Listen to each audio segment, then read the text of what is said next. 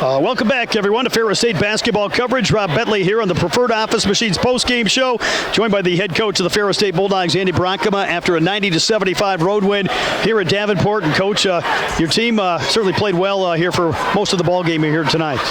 Yeah, we made a lot of nice plays, and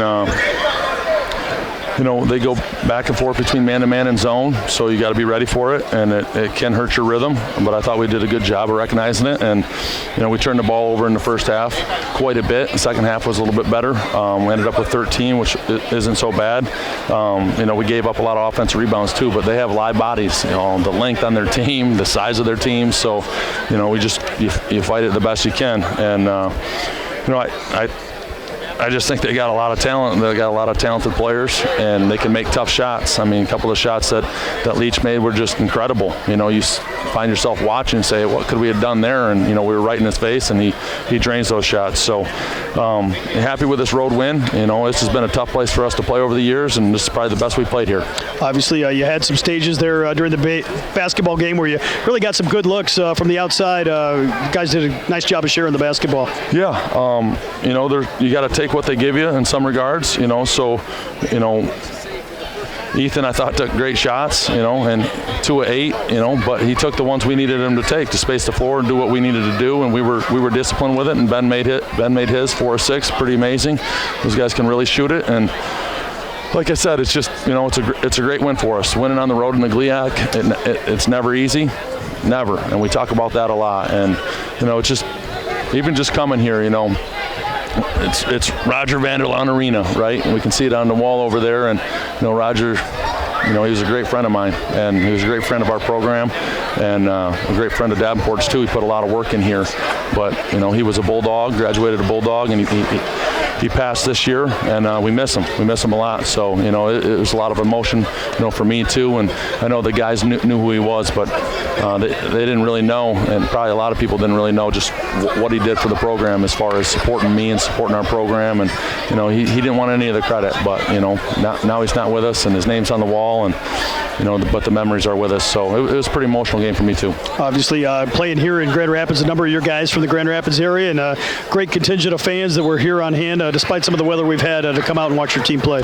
Yeah, I think maybe the weather scared a few more people, all right, but we have those area players, like you said, and we felt the noise today. There was some noise behind us, and, there was some chippiness today, too, just some weird chippiness, and the crowd played into it on both sides, and I think it was hard for the officials to pick out who did it first, and, so in that aspect, we lacked a little flow in the game, for both sides. But when the game was flowing, the talent was rolling for both sides, and, pretty impressed with this GLIAC and all the players we have in it.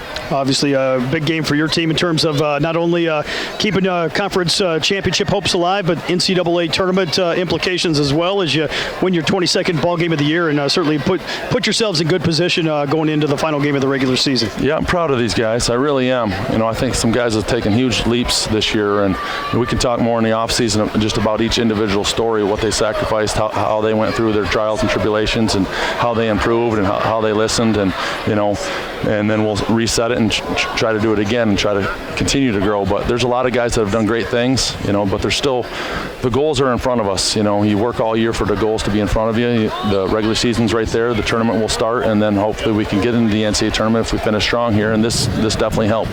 Obviously, you close out the regular season on Saturday against Grand Valley State, and don't need to say much more. Going to be a big game going into the final game of the regular season for both teams. Yeah, no question. I mean,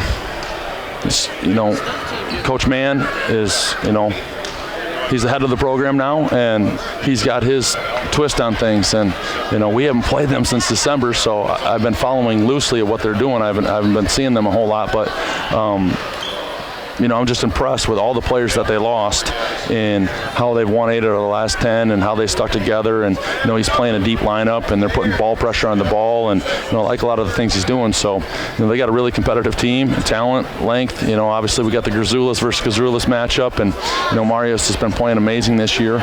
And, It's at their place, and it's going to be a great game. And, the thing about basketball is whoever plays better that day is going to win. That's it. It doesn't matter what your record is on paper. It doesn't matter, what the media thinks of you or, what you did, previously in the previous game or any of that. None of that matters. All that matters is the 40 minutes that are played that day, and that's why basketball's great. That's why people love to watch it, because anything can happen.